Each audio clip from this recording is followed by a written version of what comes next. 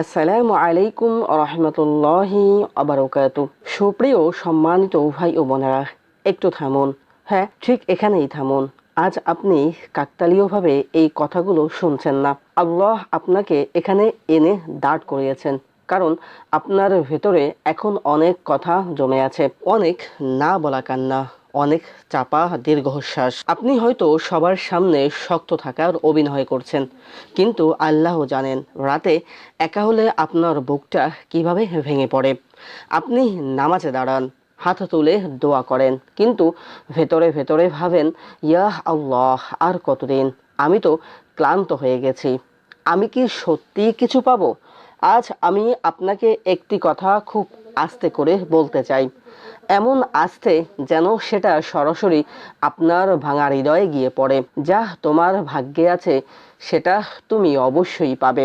হয়তো আজ নয়, হয়তো এই সময়ে নয়, কিন্তু আল্লাহর কলম যেদিন যেটা লিখেছে সেদিন সেটা তোমাকে ছুঁয়ে যাবে। আপনি ভাবছেন, আমি তো অনেক চেষ্টা করছি, আমি তো হালাল পথেই থেকেছি, আমি তো কাউকে ঠকাইনি, কিন্তু তবুও কেন বারবার থেমে যাচ্ছেন? কেন বারবার মনে হচ্ছে সবাই এগিয়ে যাচ্ছে, শুধু আপনি পিছিয়েই পড়ে আছেন? শুনুন, এটা পিছিয়ে পড়া নয়, এটা আল্লাহর অপেক্ষার ময়দান। আপনি হয়তো জানেন না, কিন্তু আল্লাহ আপনাকে থামিয়ে রেখেছেন, কারণ সামনে যে নিয়মটা আছে তা নেওয়ার মতো শক্ত হৃদয় এখনো আপনার তৈরি হয়নি। আল্লাহ পাক রব্বুল আলামিন আপনার জন্য সামনে যা রেখেছেন, আপনাকে তিনি যা পাইয়ে দিতে চান, তার জন্যই আপনাকে প্রস্তুত করছেন। আপনি যে কষ্টটা আজ বয়ে বেড়াচ্ছেন, এই কষ্টটাই একদিন আপনার সবচেয়ে বড় সাক্ষ্য হবে যে আপনি আল্লাহকে ছাড়েননি। আপনি কি জানেন, রাতে বালিশ ভিজে কান্না করা মানুষগুলোই আল্লাহর সবচেয়ে কাছের বান্দা হয়ে যায়, কারণ তারা অভিযোগ করতে পারে না, তারা শুধু ডাকে।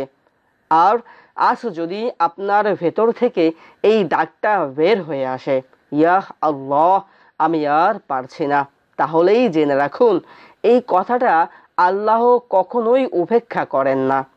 আপনি হয়তো যা চেয়েছিলেন তা পাননি, কিন্তু আপনি যা পেয়েছেন তা আরো বড়। আপনি পেয়েছেন হেদায়েতের দরজা। আর যেদিন আল্লাহ কারো থেকে হেদায়েত কেড়ে নেন, সেদিন তার সব পাওয়াও মূল্যহীন হয়ে যায়।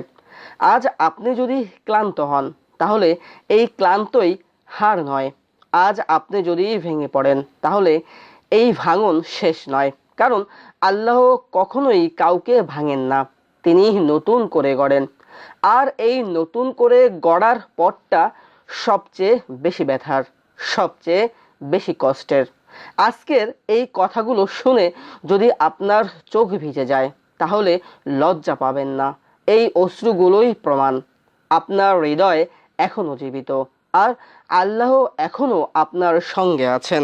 সুপ্রিয় সম্মানিত ভাই ও বোনেরা, চলুন ভিডিওর শুরুতেই আমরা সবাই একটি দোয়া করে নেই। ইয়াহ আল্লাহ, আমাদের তাকদিরকে তোমার সন্তুষ্টির সাথে মিলিয়ে দাও। যাদের হৃদয় ভাঙা, তাদের হৃদয়ে তুমি নিজেই শান্তি নামিয়ে দাও।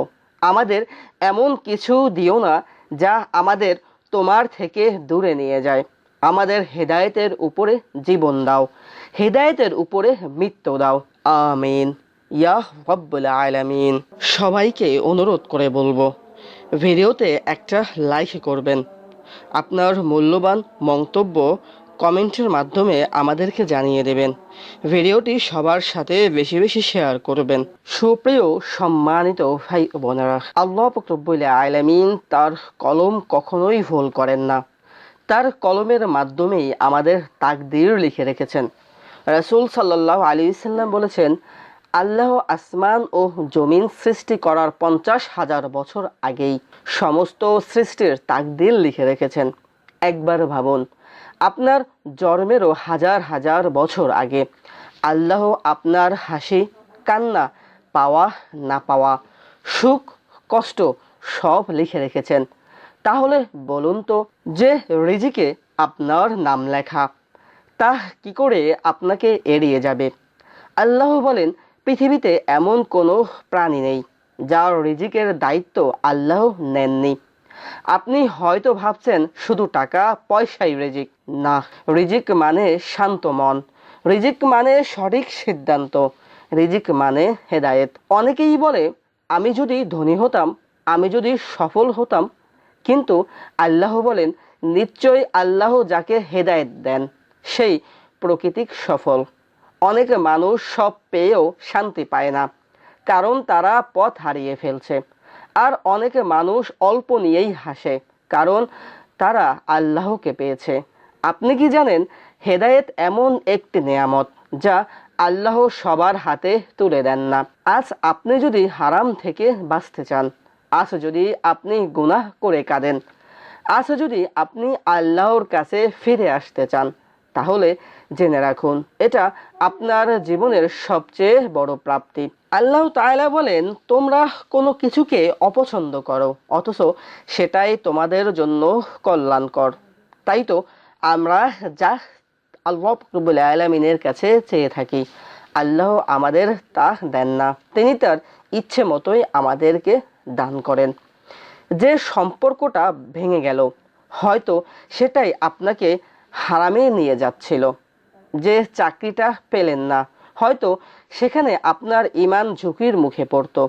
যে দোয়াটা এখনো কবুল হলো না, হয়তো আল্লাহ সেটাকে আরো উত্তম কিছুর সাথে বদলে রেখেছেন। রাসূল সাল্লাল্লাহু আলাইহি সাল্লাম বলেছেন বান্দার দোয়া তিন ভাবে কবুল করা হয়। এক, সে যা চায় তা পায়। দুই, তার থেকে কোনো বিপদ সরিয়ে দেয়া হয়। তিন, আখিরাতে জমা রাখা হয়। আপনি যদি মনে করেন দোয়া দেরিতে কবুল হচ্ছে বা দোয়াই কবুল হচ্ছে না, এর মানে আল্লাহ পাক রব্বুল আলামিন আপনার দোয়াকে অস্বীকার করছেন না, আপনার দোয়াকে ফেলে দিচ্ছেন না। আমরা ভাবি আল্লাহ যদি ভালোবাসতেন আগেই দিতেন, কিন্তু আল্লাহ বলেন নিশ্চয়ই আল্লাহ ধৈর্যশীলদের ভালোবাসেন। দেরি মানে আল্লাহ আপনাকে শক্ত বানাচ্ছেন। যে ফল পাকার আগে তুলে নিলে যেমন স্বাদ হয় না, ঠিক তেমনি আপনাকে সময়ের আগে দিলে আপনি সেটা বহন করতে পারতেন না। আপনার সেই রাতের কান্না যা কেউ শোনে না, আল্লাহ শোনেন। আপনার সেই দীর্ঘশ্বাস যা কাউকে বলেন না, আল্লাহ জানেন। আল্লাহ বলেন আমি ভঙ্গ হৃদয়ের সাথে থাকি, অর্থাৎ আল্লাহ পাক রব্বুল আলামিন ভাঙা হৃদয়ের সাথে থাকেন। আল্লাহ ওই ব্যক্তির সাথে থাকেন যে ব্যক্তি দুঃখ কষ্ট যন্ত্রণার মধ্যে দিয়েও আল্লাহ পাক রব্বুল আলামিনকে ডাকেন, তার পথকে অনুসরণ করেন, তাকে ভালোবাসেন। যে হৃদয় ভেঙে যায় আল্লাহর দরজায়, সেই হৃদয় সবচেয়ে দ্রুত জোড়া লাগে। আজ যদি আপনার কিছু না থাকে তবুও আপনি নিঃস্ব নন। আজ যদি আপনার চোখে পানি থাকে তবুও আপনি পরাজিত নন, কারণ যা তোমার ভাগ্যে আছে তা তোমাকে খুঁজে নেবেই।